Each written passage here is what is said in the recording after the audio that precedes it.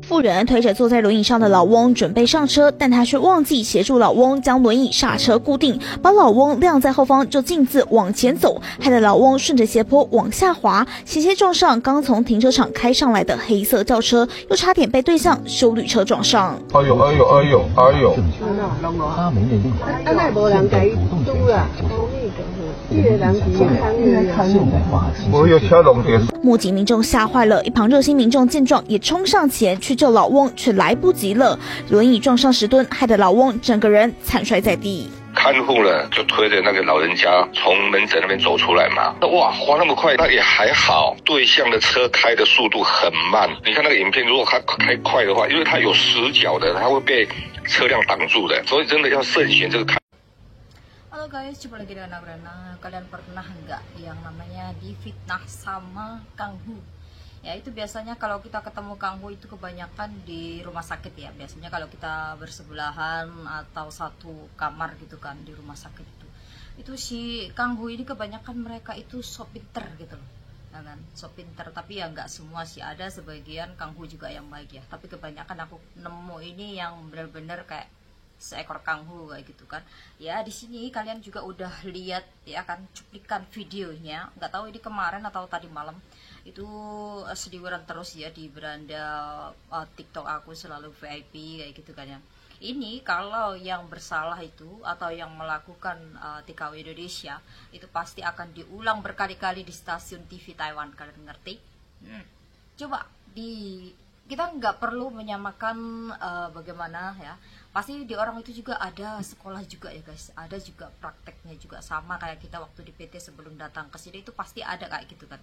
Nah, dan ada juga Kang Hu yang nggak bisa ngangkat, nggak bisa, ini juga ada ya, ada sebagian juga karena mungkin dia itu ya di apa namanya sama ekonomi mereka gitu kan kayak gitu. Tapi kalau gajinya juga lumayan dibanding kita yang satu harinya itu cuma 660 ya, itu untuk gaji yang 20.000. Mereka itu berapa? Ada yang 3.000, ada yang 2.000 ya kan.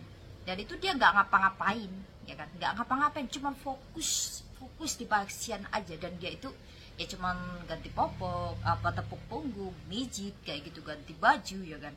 Coba kalau kita gaji 600 lebih ya, 660 lebih umpamanya, 660 lebih itu harus bisa semuanya, harus bisa masak, harus bersih-bersih, harus jaga ini, jaga itu, jaga ini, jaga itu.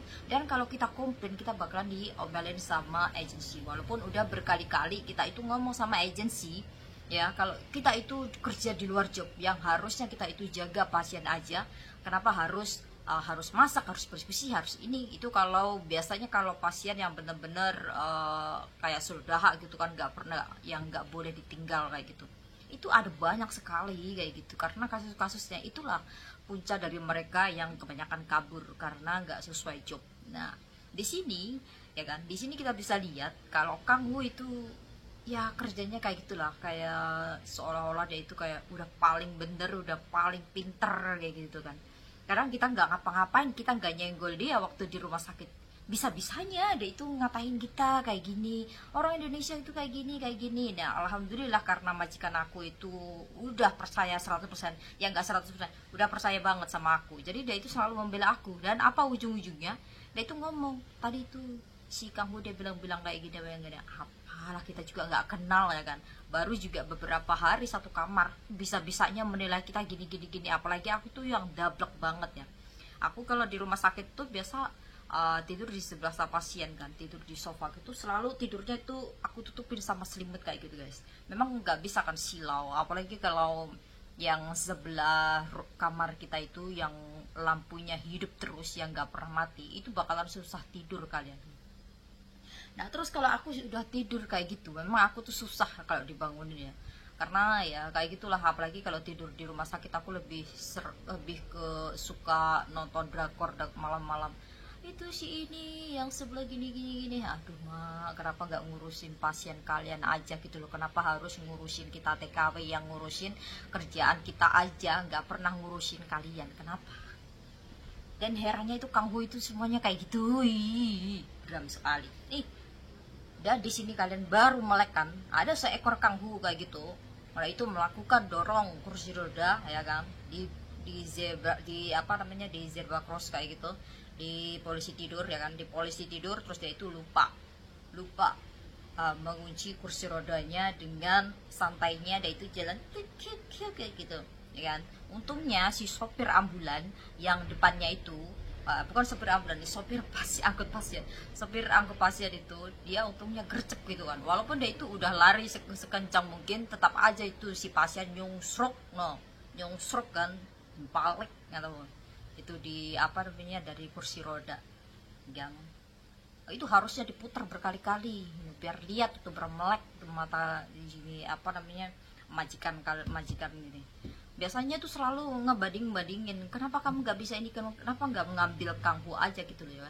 Kalian itu kalau mengambil kanghu biasanya kalau di perumahan itu kalau disuruh jaga pasien aja guys, dia itu nggak bakalan mau yang namanya tasal masak, dia nggak bakalan mau, dan dia itu pilih-pilih, apalagi untuk masak dia itu juga bakalan memisahkan gitu kan, memisahkan untuk dirinya dan diri majikan atau si pasien dibakal memisahkan, beda sama kita yang satu gitu kan, yang nggak ada dipisah-pisahkan itu aja masih diomel-omelin kayak gitu loh. Aku di sini juga kadang-kadang geram banget ya lihat si seekor kanggu juga kayak gini nih, apalagi yang dia itu sosok yes gitu kan. Mungkin kalau untuk kalian yang pernah ketemu kanggu yang baik, good. Tapi kebanyakan yang aku lihat itu di rumah sakit itu kangkunya itu orangnya tuh suka petenteng gitu kan. Kalau kita pelototin dia itu kayak apalah, ujung-ujungnya apa, kalau dia keluar tuh ujung-ujungnya apa, minta tolong dong Mei, diliatin itu pasien aku, nanti kalau kenapa panggil aku. Sebel banget gua.